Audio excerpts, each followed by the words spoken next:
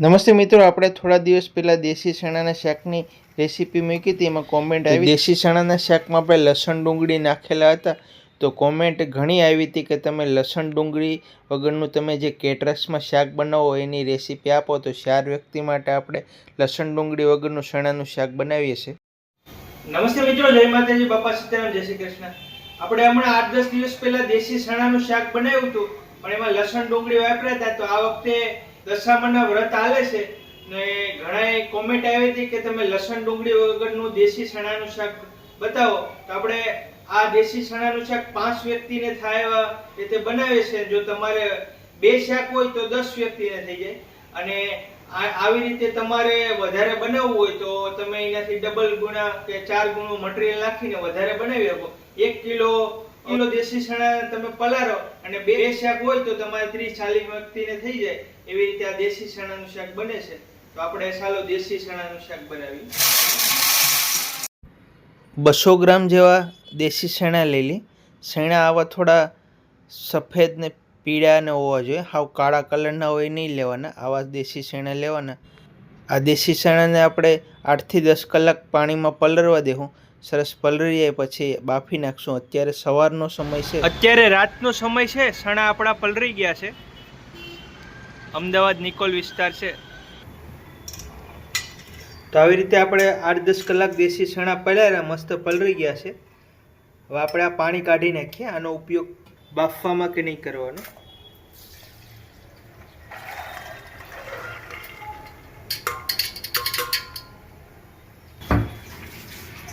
એકવાર આ ચણાને ધોઈ નાખીએ. આપણે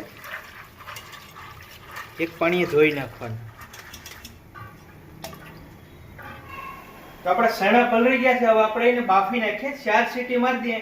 ચણાને ફૂલ બાફવાના, અને બાફો એટલે પહેલા કુકરમાં ગરમ પાણી નાખી દઈએ. આપણે ગરમ પાણી મૂકી દીધું છે જરૂરિયાત મુજબ. ચણા નાખી દઈએ. 1 ચમચ જેવું નમક નાખી દઈએ, એટલે ચણામાં નમકનો સ્વાદ મસ્ત આવી જાય. હવે આપણે ચણાને ફૂલ બાફી દેવાના.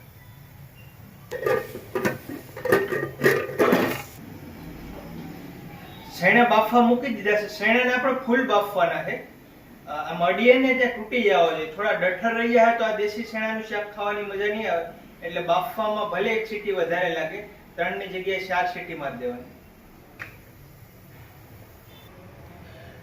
આંબલી છે. શાકને ખાટું, મીઠું, તીખું, ચટપટું બનાવવા માટે આપણે થોડો આંબલીનો બલ્બ નાખશું અને પલાળી દઈએ.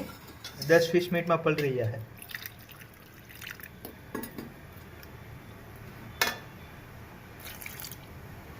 થોડા 4 મરચાં છે અને આ 4 ટમેટા, એટલું આદુ, અને ગ્રેવી બનાવી નાખશું આપણે. જો તમે આદુ ન ખાતા હોય તો નહીં નાખતા, જૈન લોકો નહીં ખાતા.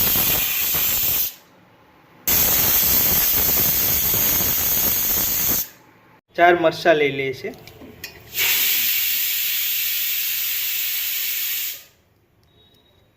આ 1 ઇંચ જેવું આદુ લઈ લઈએ, ટુકડા કરી દઈએ એટલે સરસ પીસાઈ જાય. ટમેટાના આવી રીતે ટુકડા કરી નાખીએ.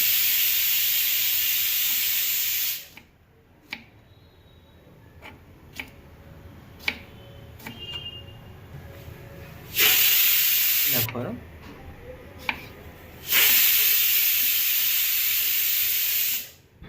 તો આવી રીતે ટમેટા, મરચાં, આદુની આપણે મિક્સ ગ્રેવી કરી નાખીએ. આમાં લસણ ડુંગળી આ શાકમાં નહીં નાખતા આપણે. તો પણ આ શાકનો ટેસ્ટ મસ્ત આવશે. તમારે કોઈ નાનો મોટો પ્રસંગ હોય તો આનાથી 3-4 ગણું મટીરિયલ લઈ અને વધારે તમે આવી રીતે દેશી ચણાનું શાક બનાવી શકો. મારું આ દેશી ચણાનું શાક ફેવરેટ છે. 5-6 સીટી થઈ ગઈ છે. હવે આપણે ગેસ બંધ કરી અને કુકરમાં આપણે 10 મિનિટ રહેવા દેવાના. એટલે આની આ ભાપથી ચણા દેશી થોડા વધારે પાકી જાય. અને પેસ્ટ કરી નાખીએ.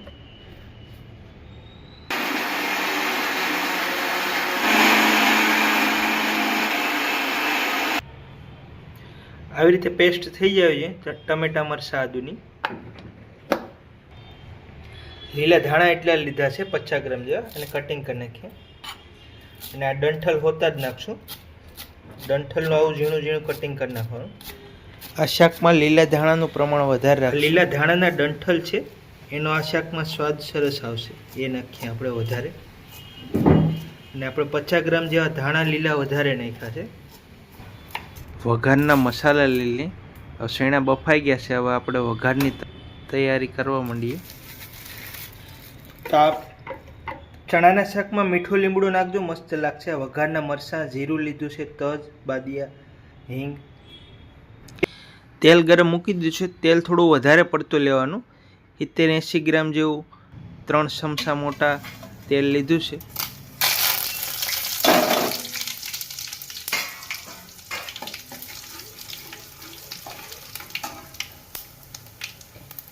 મસાલા સટકી જાય એટલે આપણે ટમેટાની મરચાંની ગ્રેવી નાખીએ.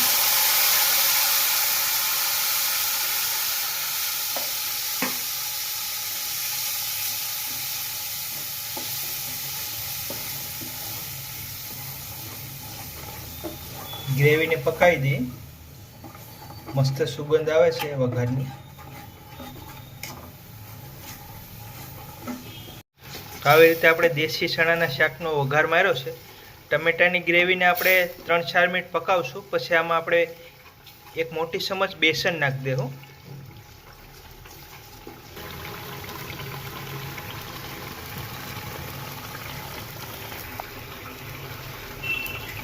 ટમેટાની ગ્રેવીને બરાબર પાકવા દેવાની.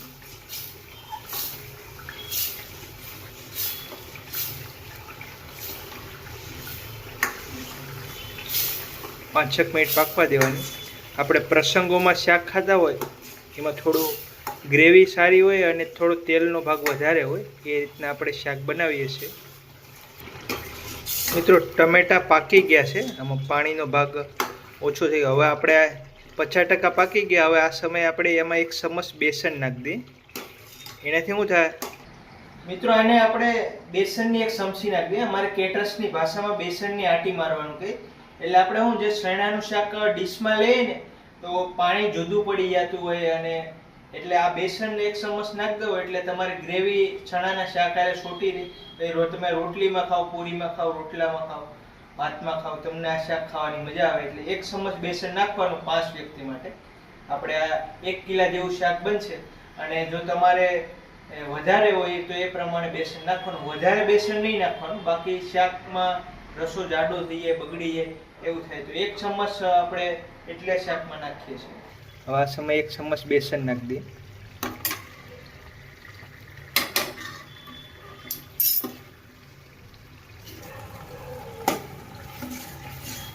મિક્સ કરી દઈએ.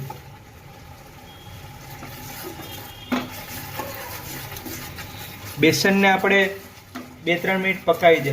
કાચું બેસન ના રહેવું જોઈએ. પછી આપણે મસાલા નાખીએ.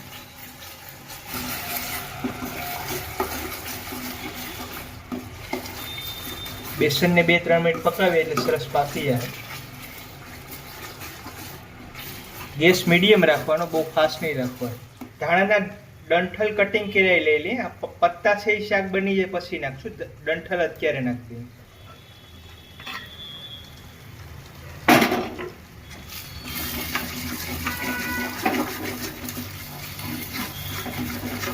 ધાણાના ડંઠલ ને બેસન આપણું પાકી ગયું છે. હવે આપણે આમાં મસાલા નાખવા માંડીએ. મસાલા નાખતા હોય એવું લાગે કે તળિયે છોટી જાય એમ છે તો ગેસ તમે બંધ કરી દેવાનો. ગ્રેવી બરવી ન જોઈએ, બાકી બરેગલનો સ્વાદ આવશે. આપણે અત્યારે ગેસ બંધ કરી દઈએ. 1 ચમચ કાશ્મીરી મરચું નાખીએ છીએ, આનાથી કલર સારો આવશે. 1 ચમચ તીખું મરચું નાખીએ છીએ. તમે જે રીતના તીખું ખાતા હોય એ રીતના નાખવાનું. 1 ચમચ જેવી હળદર નાખી દઈએ. 1 ચમચમાં થોડી ઓછી રાખીએ. આપણા ગ્રેવીનું નમક નાખી દઈએ. આપણે ચણા બાફવામાં નાખ્યું હતું એટલે ગ્રેવીનું અડધી ચમચ જેવું નાખી દઈએ. આ ધાણા જીરું પાવડર છે 1 ચમચ નાખી દઈએ. શાકમાં આપણે છોલે મસાલો નાખશું. તમે કોઈ પણ કંપનીનો છોલે મસાલો ફરજિયાત 1 ચમચ જેવો નાખવાનો, 5-7 ગ્રામ જેવો. તો જ આ ચણાનું શાકનો સ્વાદ બમણો થઈ જાય. થોડો આપણે રજવાડી મસાલો નાખી દઈએ.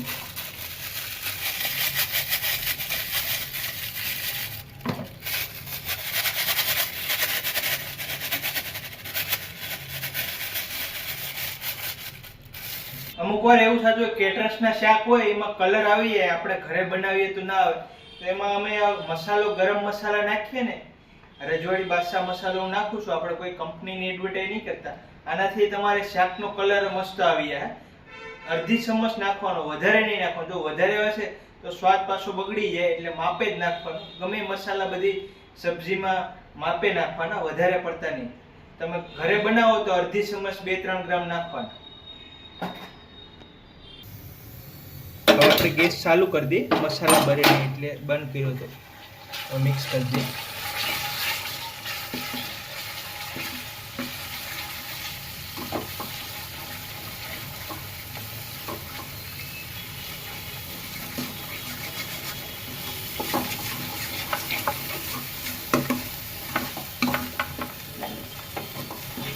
બે મિનિટ આપણે મસાલાને પકાવી દઈએ, પછી આપણે પાણી નાખશું શાકમાં જરૂરિયાત મુજબ.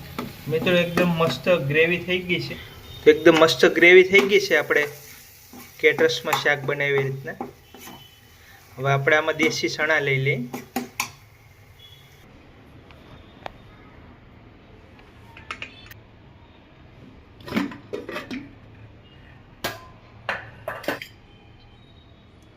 તો મિત્રો આપણે જો શેણા પાકી ગયા છે, આપણે ઓલા વિડીયોમાં આવી રીતે શેણા પાક્યા હતા. જો આ શેણા બધે ફાટવા માંડી ગયા છે. આમ અડીએ ત્યાં તૂટી જવા જોઈએ.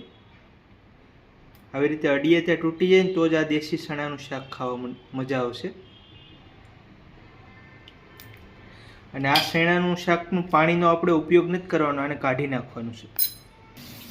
આપણે જારીમાં શેણા લઈ લઈએ.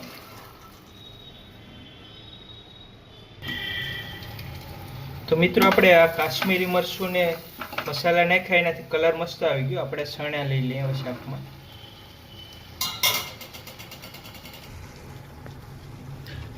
મિક્સ કરી દઈએ.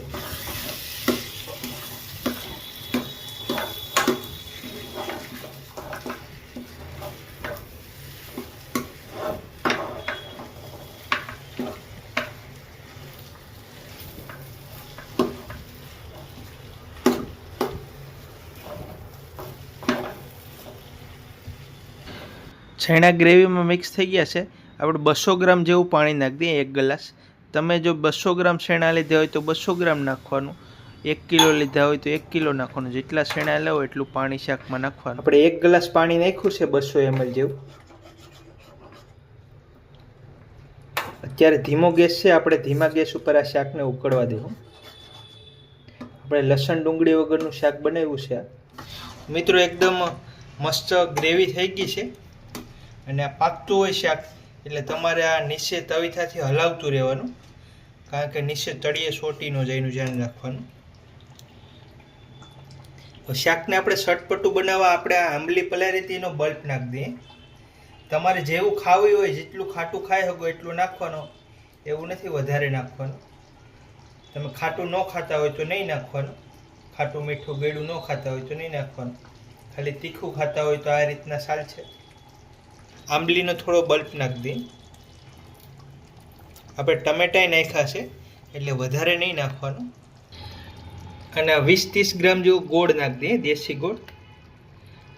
આનાથી ગળ્યું ખાટું મીઠું શાક બની જાય.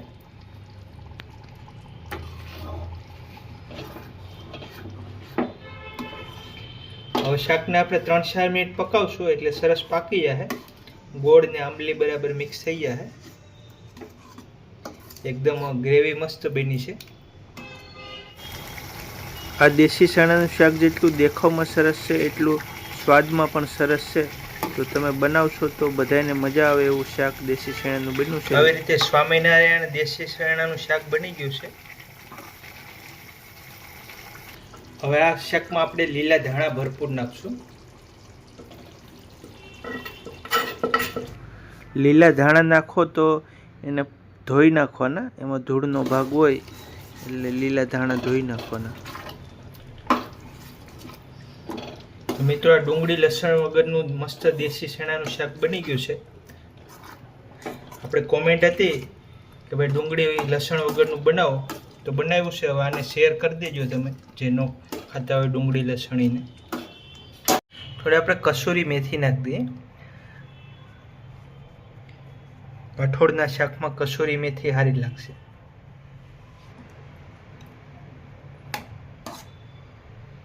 આપણે ગેસ બંધ કરી દીધો છે.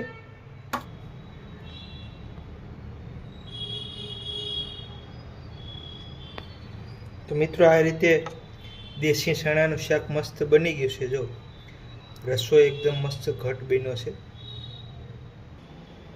તો મિત્રો તમારી કોમેન્ટ હતી એ પ્રમાણે આપણે લસણ ડુંગળી વગરનું દેશી ચણાનું શાક બનાવ્યું છે. અને જે તમે લસણ ડુંગળી વગરનું ખાવ કે આ ખાવ એ એક કરતાં એક સરળ ટેસ્ટ આવશે. તમારે ટ્રાય કરી લેજો.